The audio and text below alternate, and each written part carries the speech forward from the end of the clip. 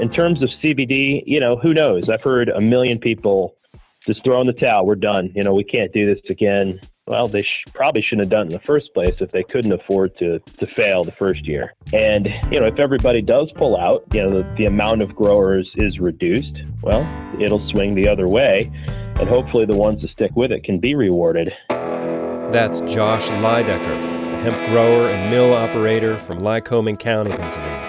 This is the Lancaster Farming Industrial Hemp Podcast. My name is Eric Herlock, and today I talked to Josh about how his company, Susquehanna Hemp, is involved in grain, fiber, and CBD production. It's a wide-ranging interview. We cover all kinds of things. We really go deep on what it takes to grow grain hemp.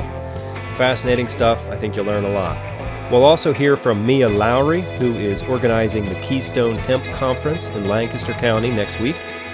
And we'll check in with Lancaster Farming news editor Phil Gruber, who's working on a story about hemp's mistaken identity in Lehigh County.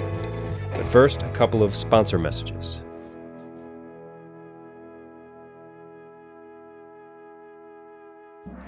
Today's show is sponsored by PA Hemporium, the Industrial Hemp Symposium at Kutztown University on Friday, March 13th, 2020, from 8 a.m. to 5 p.m. You'll hear from local experts about state and federal regulations, optimum conditions for growing, new equipment for harvesting, where the market is today and where it's headed, and much more. Register before March 4th for early bird pricing. Go to pahemporium.com.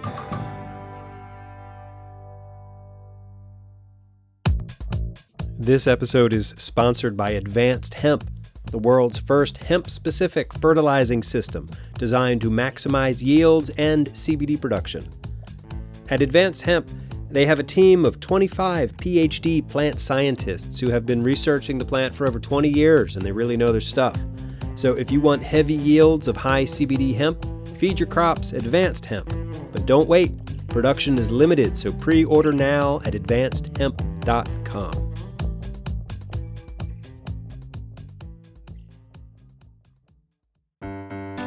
Over the past few weeks, I've been mentioning some of these upcoming hemp events that are happening here in Pennsylvania. There's the Hemporium in Kutztown on March 13th. There's a Hempcrete workshop down in Kennett Square on March 7th. And next week, on March 4th in Lancaster, there is the Keystone Hemp Conference. I wanted to learn more about this, so I got in touch with Mia Lowry. Welcome to the Lancaster Farming Industrial Hemp Podcast. So you are one of the organizers of the Keystone Hemp Conference that's taking place, next week in Lancaster on March 4th? That's correct, yes. Yeah. Can you tell me about the conference, what people can expect to get out of it and that sort of thing? Certainly.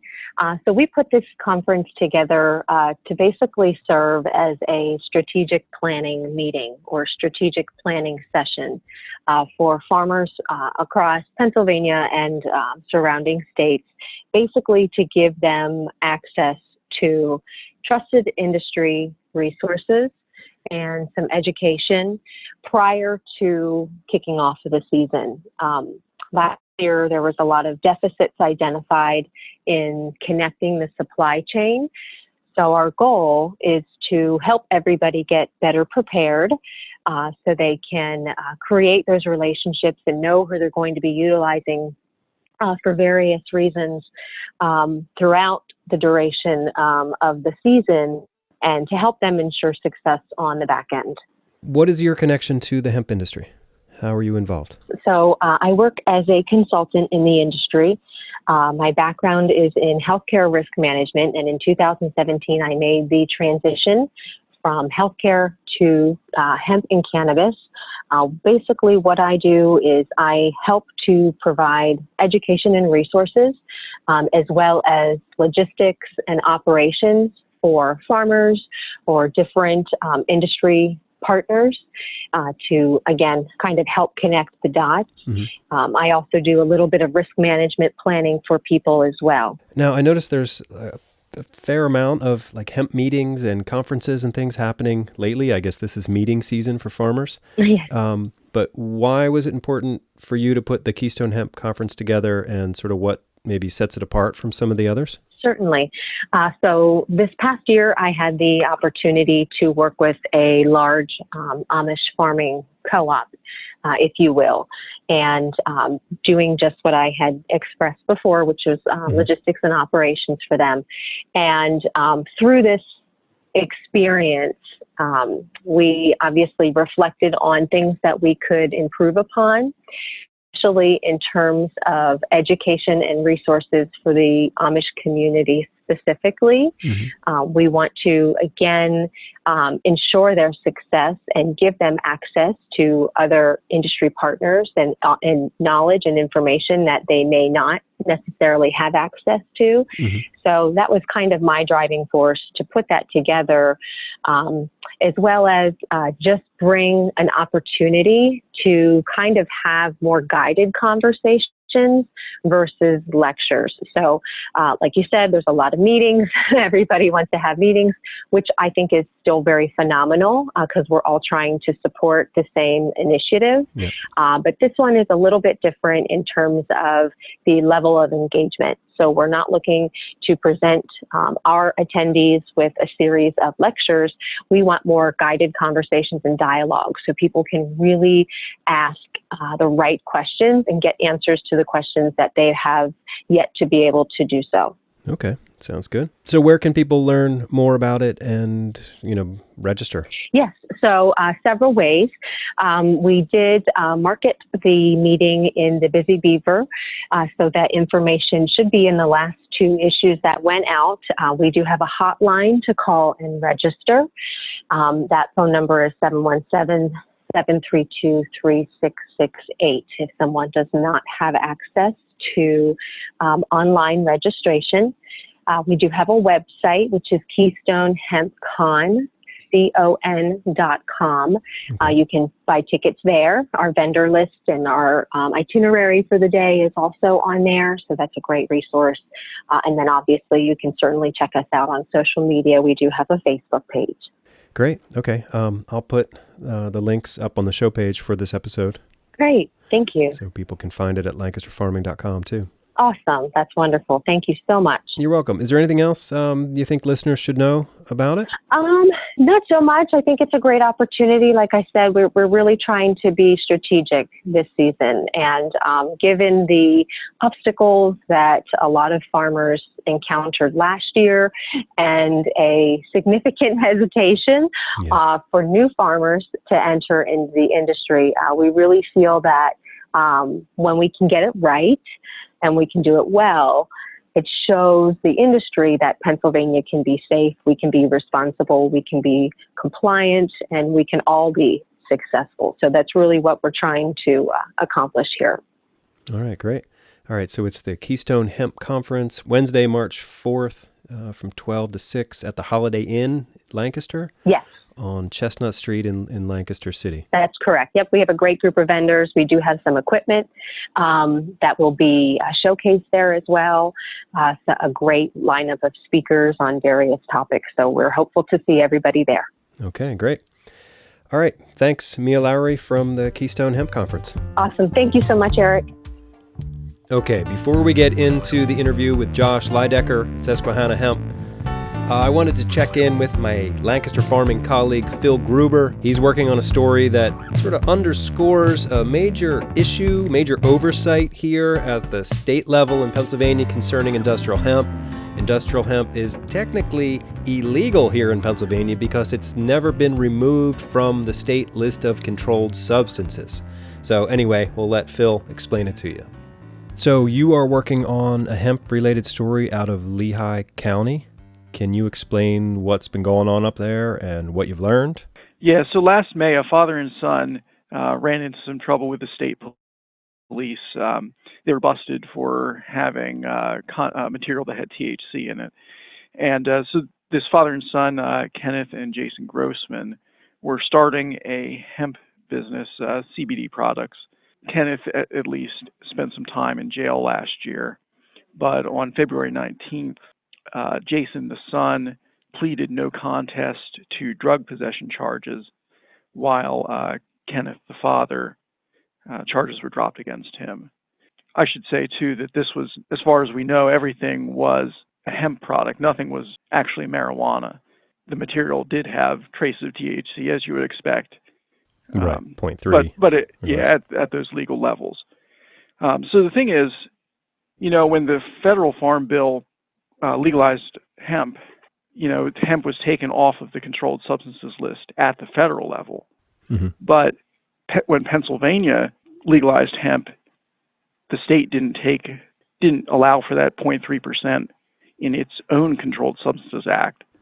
So technically speaking, the state still has a zero tolerance policy toward THC on the books. And that's a potential problem for all Pennsylvania hemp farmers. Yeah, and the hemp advocacy groups like the Hemp Industry Council are definitely concerned about it.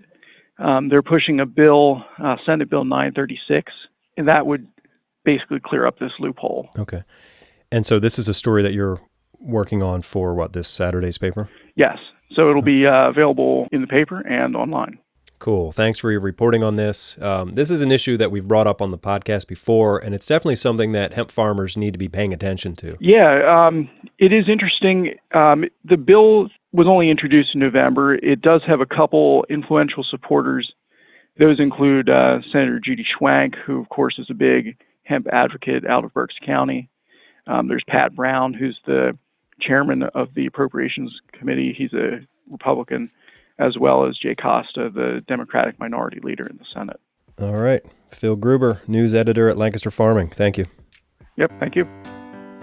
Okay, our next guest is Josh Leidhecker from Susquehanna Hemp and Susquehanna Mills up there in Lycoming County.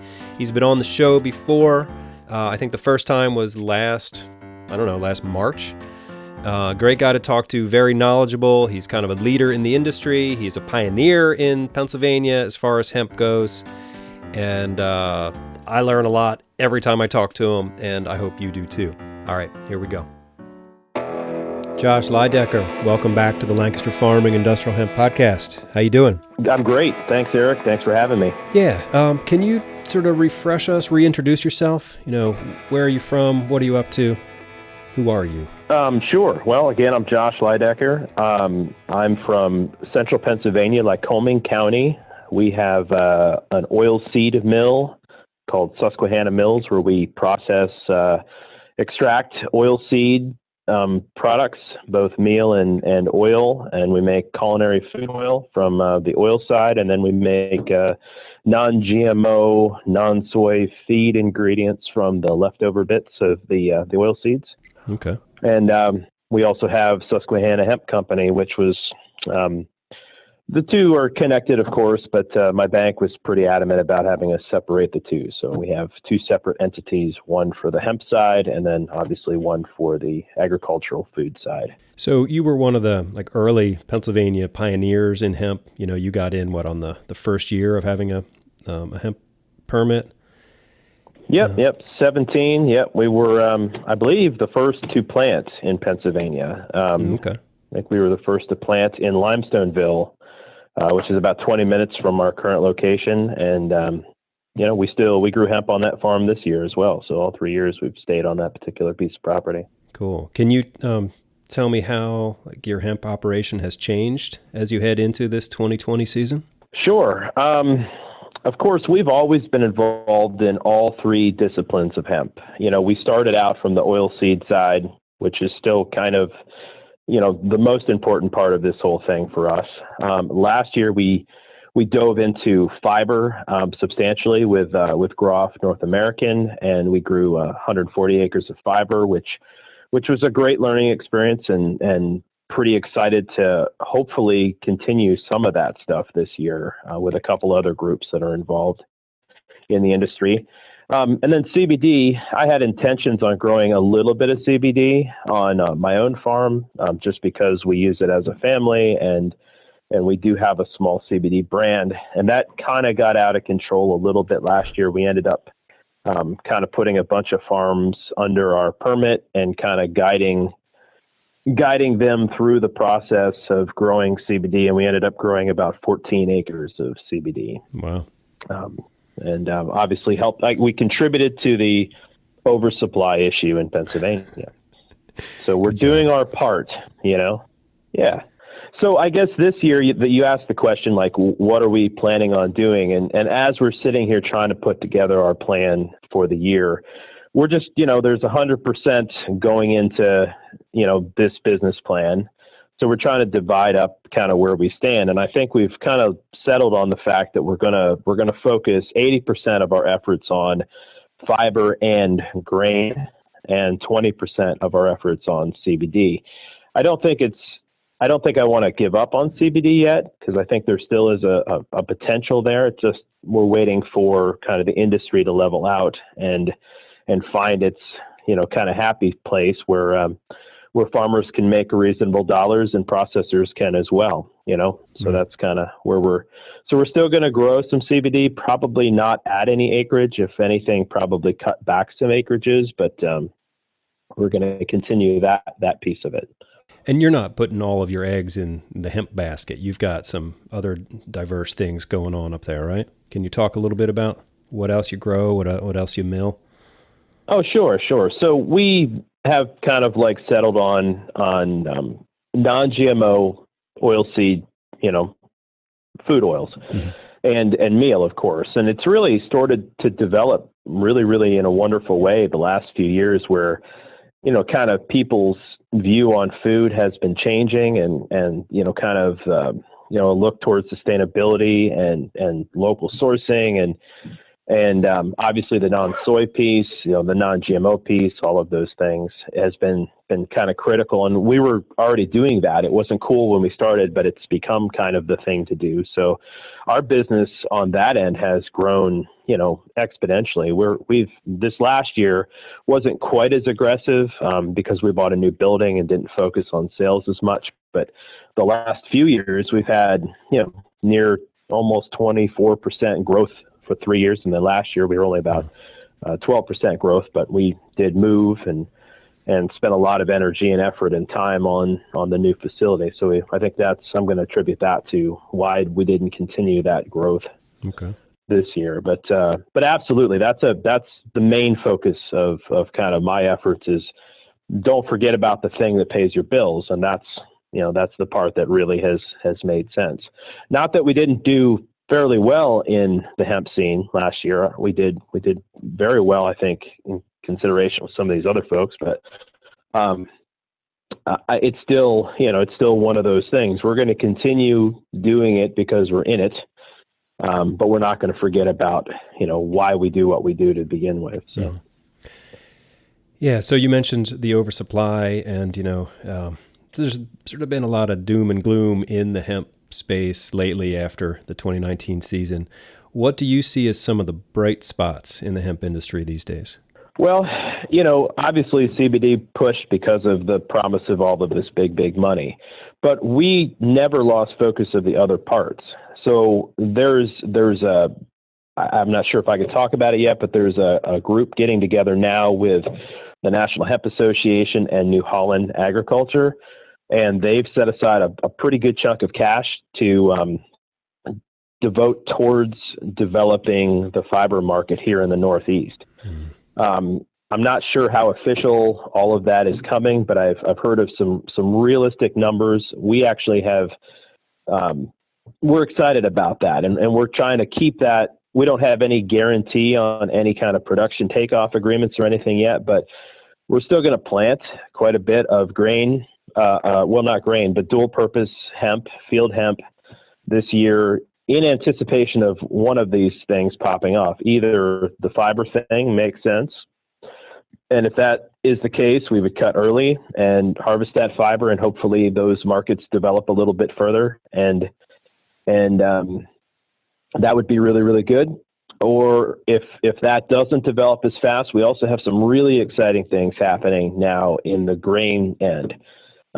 Specifically, the seed itself and all of the byproducts of the seed for food products.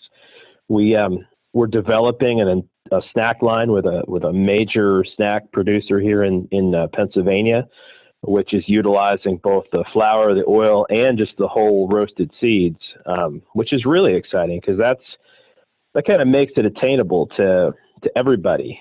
Someday you could go into the gas station and right next to the cash register might be little packages of roasted PA hemp seeds, which could be delicious and healthy and wonderful, and pretty excited about that. that's going to be kind of a neat thing coming up. And I think it's going to happen pretty quick. The snack producer has some West Coast markets that are really, really pushing them hard to get into this space. So I see some synergies with what they're trying to do alongside of what we're trying to do, and just really develop markets for those products. That, and also we're involved in several research projects now utilizing the meal as an animal feed. Right. Now, currently, it's not approved as an animal feed, so a lot of this is experimental. Right. But the fact that there is enough of this going on kind of gives me some comfort, I guess, in the fact that there is going to be a market for the grain. The grain is not for everyone to grow. I mean, it is a intense, not necessarily on the growing side, but the harvesting, cleaning, and drying is really super critical. So it's not for every farmer. It has to be kind of that farmer that really can kind of pay attention to details and is prepared to do what he must to ensure that the grain is held in a good condition. Can you talk about what it takes to harvest and dry the grain? Well, I can. Yeah, sure. So one of the issues is that this it's indeterminate. So when you harvest the hemp grain, the hemp plant is still alive. So it's not like your typical crops where wheat is completely dead. It's dried down. It's brown. There's no living space. It just basically there it is, and you wait till you get your appropriate moisture content in your grain and you cut it. Hemp continues to grow, and it will. So at the time of harvest, you may have seeds on that plant that are green. You may have seeds that are falling off on the ground because they're completely ripe, and you have all of the other, ages of seeds in the middle. So there might be some that are higher moisture, some that are lower moisture, some that are immature, all of these things. So one of the challenges with harvesting grain hemp is being prepared to condition that grain immediately, because it's coming off at anywhere between 18 and 22% moisture. So with all oil seeds, heating of grain is extra important with an oil seed than it is with like a conventional cereal grain, where if you have too much moisture, it will heat very, very quickly. So in other words, I mean, if we need to have somebody prepared to harvest a crop, go ahead and run that crop through a cleaner right off the cuff, because unfortunately, we do not have a host of chemical options for weed control. So if you happen to have a bad year with later water, kind of like we did last year, you're going to have a lot of weeds that come up in that crop. And those would need to be separated out immediately off the truck. And then that grain would need to be conditioned, with a dryer pretty quickly, because it will heat if it has a chance to sit in a truck. And I would say even overnight. I've cut sunflowers before that were, say, 13% moisture, and they were getting warm even after sitting in a truck for 12 hours overnight. So what's the ideal moisture content? Well, we like to process things here between 7 and 8% moisture. So I think storage would be safe under 10, but really for processing, we're looking for a 7 to 8% moisture content. Okay. So it takes that certain kind of farmer that has that attention to detail, has that equipment, has that capacity, has the manpower to kind of like see it all the way through until it's safe and able to be stored for a long term. Okay. So what types of farmers that are sort of out there now would be sort of prepared to pivot to hemp? For grain hemp? Yeah. So grain hemp, someone who has on-site storage and the ability to clean grain. And not everyone is like that anymore. I mean, with all of the elevators that are accepting, corn, wheat, soybeans at whatever condition you bring in, has kind of made it not a complete necessity to store grain on farm anymore. Right. So it has to be the sort of farmer that has obviously equipment that he feels comfortable cutting a crop like hemp, has the kind of the will to do it because it could potentially not go well for him. And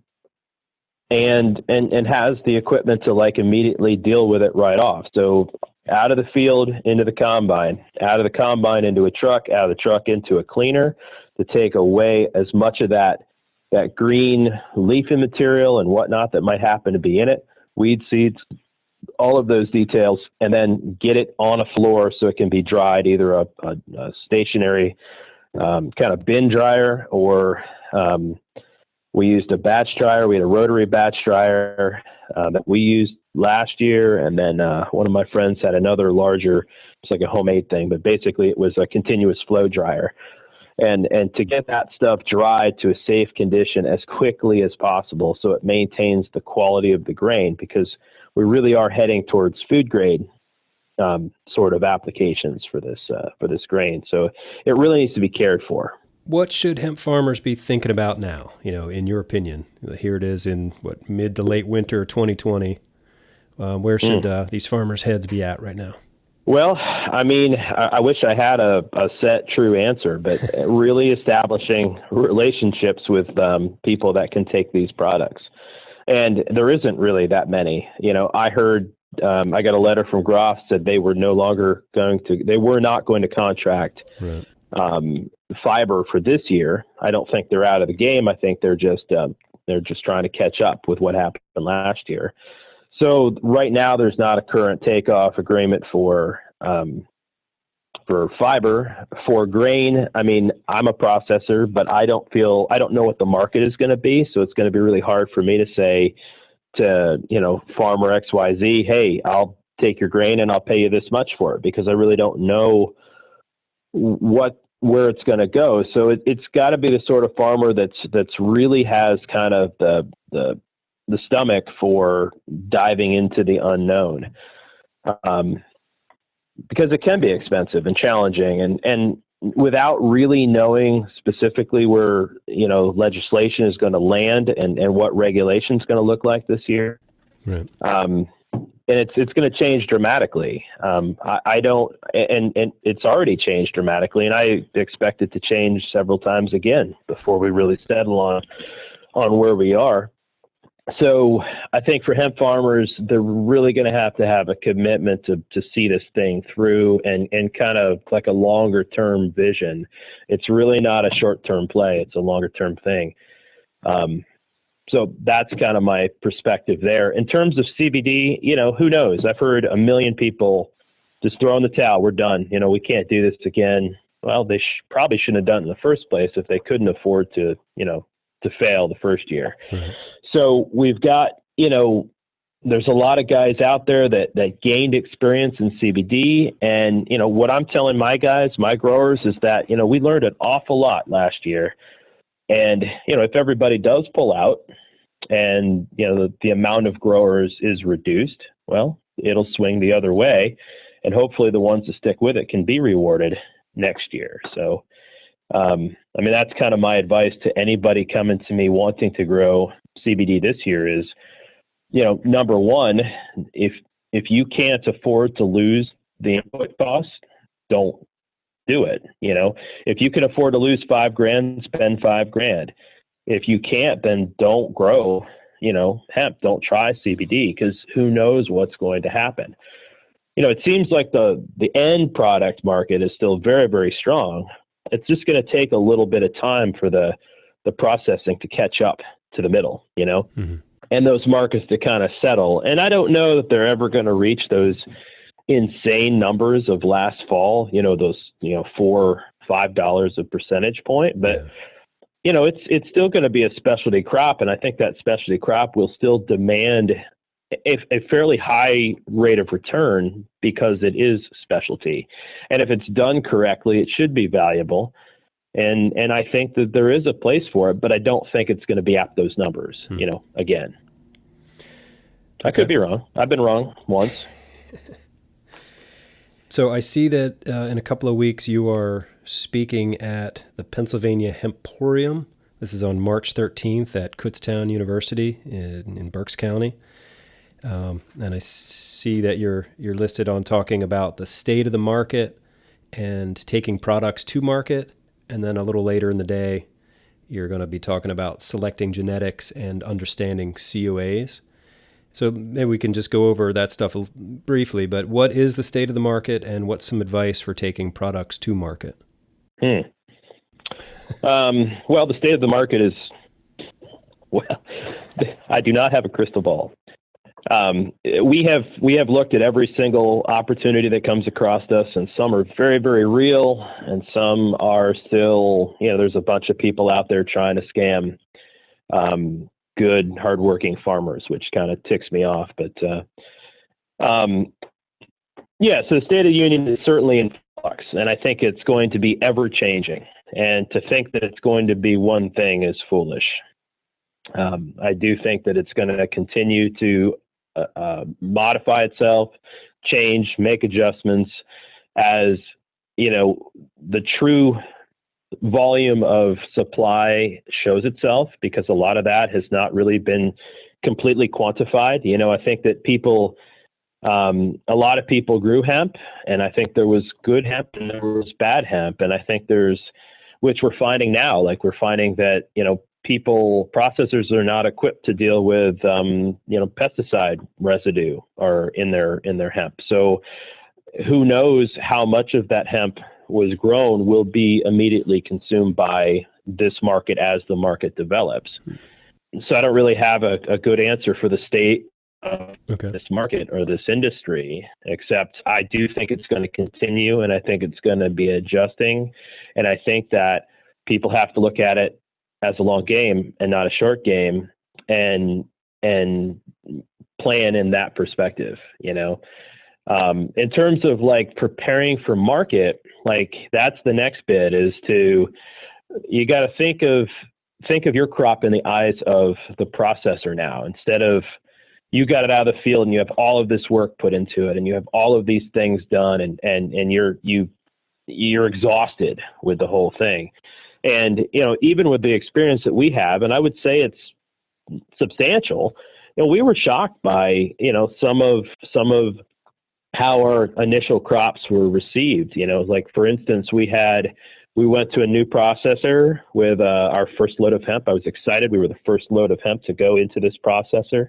And of course, throughout the entire season, we're testing for cannabinoids to keep the regulatory side in check, and also try to maximize our return, by keeping our CBD contents as high as possible. Yeah. But when it came to processing, you had another layer of things that they had to deal with. So heavy metals, for example, pesticide residues, things that you weren't prepared for because you weren't thinking of them while you were growing this crop, right. But clearly became an issue, and not necessarily because they couldn't be managed, because they certainly can be managed, but it's just the fear of the unknown. So a new processor that hasn't had the experience with dealing with remediation of heavy metals or pesticide contents or something like that, they're afraid of anything new. So when that sort of stuff was discovered, all of a sudden there was like oh my goodness, what are we going to do to kind of best manage this? And there was a bit of growth there from that first processor that I'm referring to. I've also sold product to another processor that was a little more experienced in other parts of the country. Metals were absolutely not an issue, but pesticide residue was. So like in terms of like getting your product ready for market, the best bet is to like aggregate it into volumes that work for processors. So like 1,000 or 2,000 pounds in a lot, and then aggregate that material from that lot, and then have not a full panel of tests done, but, obviously, cannabinoids are important, moisture is important, heavy metals is important, pesticide residue is important. And, to some degree, depending on how it's processed and what the end use is how intricate that you need to get. Like, for instance, the smokable market, which is kind of this weird unknown thing that I have trouble wrestling. I do feel like that needs to be held to a higher standard, because if people are going to be consuming hemp, directly into their bodies, you really need to know, is there an issue with it? Did it happen to have a mold or something like that could harm people? that stuff kind of scares me in a very unregulated sort of world where there's a lot of, I mean, you've heard these stories of people selling hemp all over the place for whatever, so if you have mold in your hemp, for example, that really should go through extraction. There should be no other option. There should not be another market that should go to, but there's no guideline to how your product needs to be. You just have to figure it out, and everybody's hunting for money. So, if somebody comes along and says, I'll buy 100 pounds of this for smokable, and they have money, people take it and they go. And even though it may not be the best thing for the end market, that's happening all over the place. So I think a better view on kind of like the testing in relationship to the end product is the most important thing. So in other words, if you're going to go, say you've got all these heavy metals, pesticide residues, mold, all this stuff, maybe that product should go through into an isolate product instead of full spec product. Yeah, sure. That's kind of the guidance that I hope that I can share, like with the Department of Ag when it's time. I'd love to, they've asked me to come be a part of this, the hemp steering committee. And I'm hoping that I can, add the farmer's perspective and some of the challenges that we're running into. And hopefully in the next few years, we can really develop, some sort of regulation that works for everybody, and really, kind of pinpoints how we can produce really high quality things within that regulation. The other thing you're going to be talking about at this Hemporium on March 13th is selecting genetics and understanding COAs. Now, I don't want to steal your thunder or whatever, but can you give us a couple of nuggets of what you might be talking about there? Well, sure. Yeah. I mean, and the COA is basically, it's a guide. It's not an end till you're at the end. Is kind of, I think we're going to talk about how the COAs are used through the whole production of hemp. In other words, there's a time where the only thing that matters is when you're going to harvest and to keep your product federally compliant, as well as trying to maximize your CBD content. There's going to be times where you're now merchandising a product, and a COA needs to be read differently at that time and maybe have a little more intricate look into some of the other things that need to be tested for that part, and then on the back end, I mean, the final products is incredibly important, from the crude to the distillate to whatever product that you end up making. The COAs have a different kind of importance at different times during this process. So I think that's pretty critical to understand what to be looking for, and then also to be budgeting for. Testing can be really expensive. We carried the burden of testing for all of our growers this year, and it's not a small number. It was a pretty expensive adventure. So I think that needs to be considered is not to over test when you need to test, and test to be most effective. So I think I won't get into details of what we're looking for on all those COAs, but that's kind of going to be the structure of that part of the discussion. And then in terms of genetics, I mean, I think that we're so early in the development of this industry that I do think that there are some safer bets, in terms of genetics, but I don't know that there's any one solid answer. There's not going to be a direct answer. So at least not for a few years. I think that technology is possible. And I think that as long as regulation allows, the growing pains to kind of grow into where it needs to be, I think we'll get there. But genetics are a tough one. It's you can be 100% sure of nothing. Is really what it comes down to. I was privy to some of the test results on even fiber and grain genetics, where you had the potential of getting a hot test on some of those, and that's a big challenge.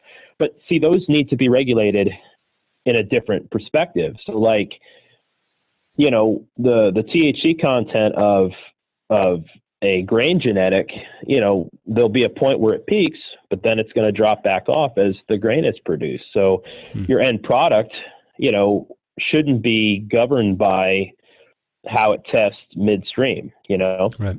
Yeah, genetics are a tough one. I mean, I have an opinion on that, and I'm going to try to kind of be the best resource as possible. So I'm going to reach out to some of my industry peers so I can really kind of bring not just my opinion, but several opinions to the table and offer that information during this talk.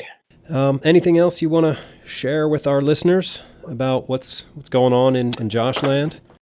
No, I mean, we're looking at just kind of making agriculture as satisfying as possible and trying to support the growth of all different sort of directions and not your typical what's always been done. Like, we don't grow standard things. We always grow oddball things. And what are some of the weirdest seed oils that you press?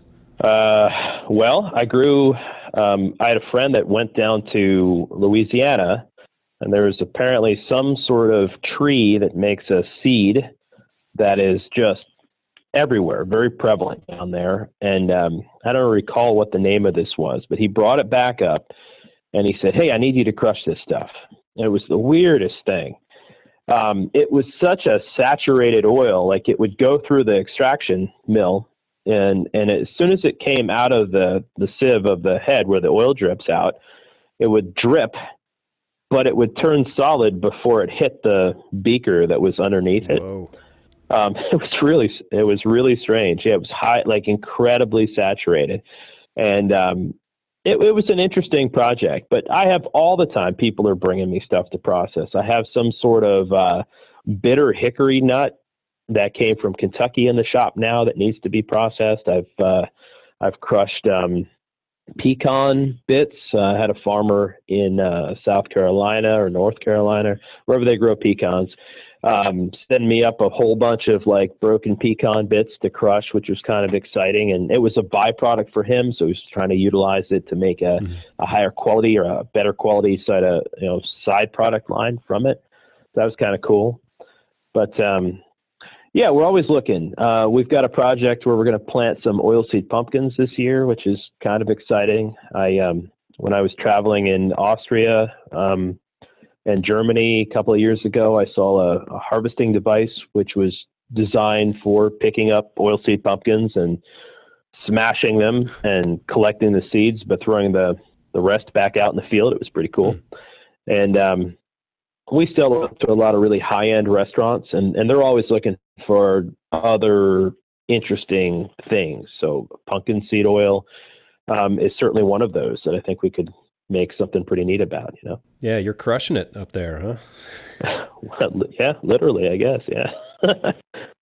Yeah, we're winterizing some sunflower oil right now. That's kind of today's mission for our retail line, which I think I did post some interesting things on our Facebook page about that, which is kind of neat. And we are also, I just took another load of biomass over to a lab in Scranton to extract, and I posted some videos on our Susquehanna Hemp Company page showing some of that, which was kind of cool. I think it's important that people kind of understand what it takes to go through all this stuff. It's not just, it's not just simple. There's lots of steps to it. So that's what I'm trying to do. And I had permission from them to share those, which a lot of places don't like that, don't want to do that sort of thing.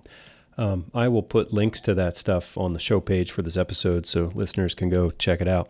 Mm-hmm. Cool. Sure. All right. Well, Josh Leidhecker. Yeah. Thank you for your time today. Well, thanks for talking with me.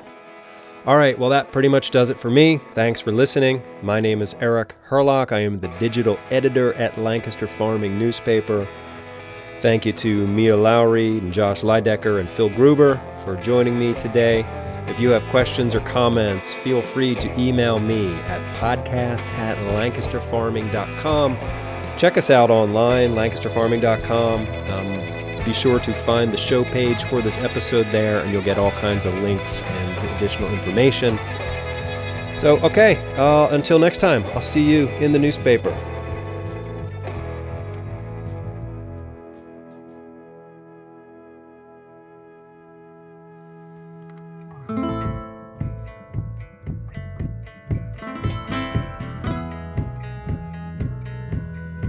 This episode of the Lancaster Farming Industrial Hemp Podcast is copyright 2020 by Lancaster Farming, which is part of Steinman Communications. Today's show was written and recorded, edited, and produced by Eric Herlock. The music you hear throughout the show is courtesy of Tin Bird Shadow, including the music in the ads. How about that?